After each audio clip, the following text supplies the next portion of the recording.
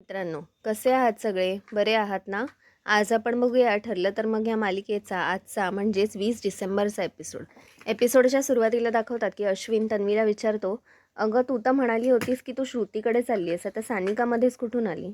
तन्वी म्हणते, अरे श्रुतीचं घर लहान पडतं ना, म्हणून मग आम्ही सानिकाकडे गेलो.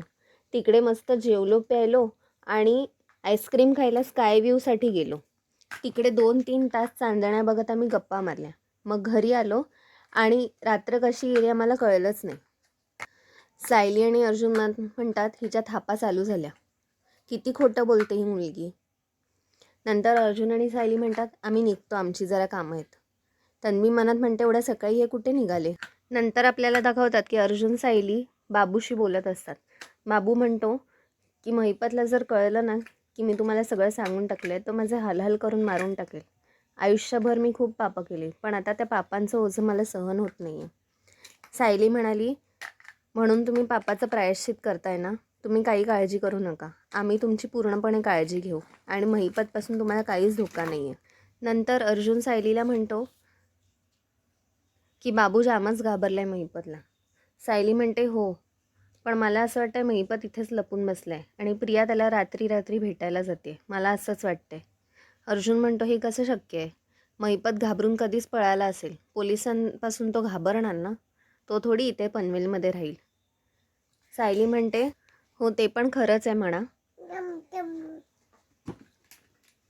मला प्रियाचं हे वागणं आणि सुमन काकींची काळजी या सगळ्यामध्ये खूप घुसमट होती. जाऊ दे, माझं डोकं म्हणमणायला लागले. इकडे अर्जुन आणि सायली रविराजकडे जातात. नंतर सुमन चहा आणि कॉफी घेऊन येते. तिने खांद्यावरून पदर घेतलेला असतो. सायली म्हणते सुमन काकू तुम्ही पदर का घेतलाय खांद्यावरून? सुमन म्हणते अगं थंडी वाजते मला म्हणून. इकडे नागराज महिपत सोबत बसलेला असतो. महिपत त्याला खूप त्रास देतो. त्याला म्हणतो की नागराज शेठ तुमचं काय झालं? भावाच्या प्रॉपर्टीचे मालक होणार होतात, इथे राखणदार बसल्यात मला, ते पण बिनपगारी. नागराज खूप चिडतो. नागराज म्हणतो महिपतला नशीब समज तुला मी जिवंत ठेवलंय, कारण तिथे अर्जुनला असंच वाटतंय की दादाचा ॲक्सिडेंट तूच करून आणलायस. माझं बस चालेल ना, मी तुला इकडच्या इकडे मारून टाकेन आणि कोणाला समजणार पण नाही की महिपत कसा मेला, कारण कोणाला माहीतच नाही आहे तू कुठे असते. त्याच्यामुळे जास्त बडबड करू नकोस, कारण मी बॉस आहे आता आणि तू चपरासी झालायस. इकडे सायली चहाचे कप ठेवायला किचनमध्ये येते. बघते तर पाठमोरी सुमन उभी असते. तिच्या पाठीवर कोणीतरी मारलेल्याचे खूण असतात. ती म्हणते अहो हे काय झालं? सुमन काहीतरी नाटक करते आणि मी तिकडून निघून जाते.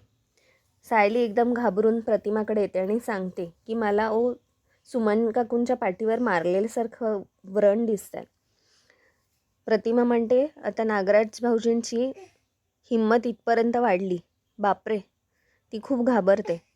सायली म्हणते अहो म्हणजे काय म्हणताय तुम्ही? नागराज काका त्यांना मारतात? प्रतिमा म्हणते एकदा मारताना मी अडवलं होतं त्यांना, त्यांची इथपर्यंत मजल जाईल असं मला वाटलं नव्हतं. प्रतिमा म्हणते चल लगेच आपण तिच्याशी बोलूया. सायली म्हणते अहो त्या बोलायला काहीच तयार नाही आहेत, आपण असं नको त्यांच्याकडून वदवून घ्यायला. सायली अर्जुनसोबत बाहेर पडते. अर्जुनला सांगते मला तुमच्याशी महत्त्वाचं बोलायचं आहे. सुमन काकूंच्या पाठीवर व्रण आहेत मारलेल्याचे, नागराज भाऊजींनी त्याला मारलंय. अर्जुन म्हणतो काय, नागराजची एवढी हिंमत? सायली म्हणते सुमन काकूंनीच सांगितलेलं बरं आहे, त्यांनीच कबुली द्यायला पाहिजे, कारण आपण असं काही बोलू नाही शकत. सायली म्हणते माझ्या डोक्यात एक प्लॅन आहे, एक काम करा तुम्ही ऑफिसला जा, मी थोड्या वेळाने सुमन काकूंना ऑफिसमध्ये घेऊन येते आणि ती अर्जुनला प्लॅन सांगते. इकडे सचिन साक्षीला म्हणतो अगं सॅम तुझं काय चाललंय, तू एवढी का टेन्शनमध्ये आहेस? साक्षी म्हणते अण्णा कुठेच अजून काहीच कळत नाही आणि त्या रिलेटिव्हचा पण फोन लागत नाही जे अण्णांच्या टचमध्ये असतात. ती मनात म्हणते नागराज काका फोन का नाही उचलत, काय चाललंय हे सगळं? सचिन म्हणतो आता आपल्याला काही करून पोलिसांमध्ये कळवावं लागेल, आता बस झालं, खूप दिवस झाले. नंतर आपल्याला दाखवतात की सायली सुमन काकूला ऑफिसमध्ये घेऊन येते.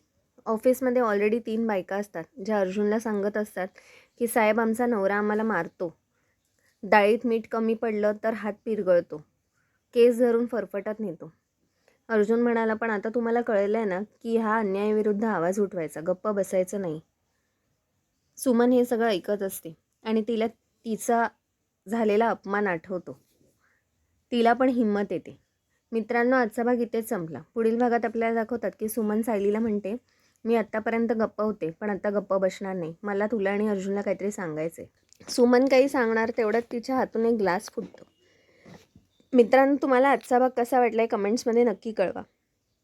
आपण भेटूया पुढच्या भागात. तोपर्यंत बघत राहा ठरलं तर मग. आणि व्हिडिओला लाईक, शेअर आणि सबस्क्राईब करायला विसरू नका. बाय.